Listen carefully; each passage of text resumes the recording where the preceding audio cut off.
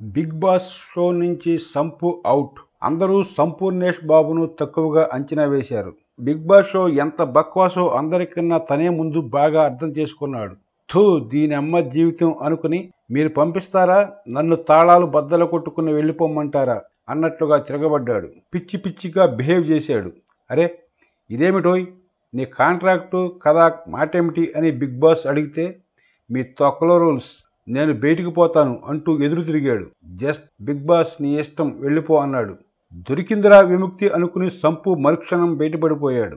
ఆ mental hospital నుంచి బయటపడ్డందుకు congrats. So మొత్తం 14 మంది హౌస్ మేట్స్ కు గాను ఇక మిగిలింది 12 మంది. జస్ట్ 9 రోజులకే అన్నట్లు తెలుగు తప్ప ఇంకేమీ మాట్లాడొద్దు అన్న రూల్ను పోరాని యంకమ్మ అని ఉల్లంఘించే ముమైత్ బాగానే ఉంది.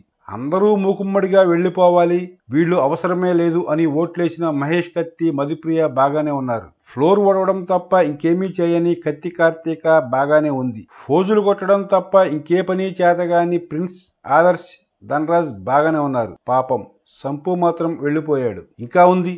ఇంగ్లీష్తో పాటు అనేక భాషల్లో ఎంతో హిట్ అయిన ఈ షో తెలుగులో మాత్రం స్క్రిప్ట్ ప్లానింగ్ వైఫల్యాలతో అమృతాంజన్ షో అని పేరు తెచ్చుకుంది.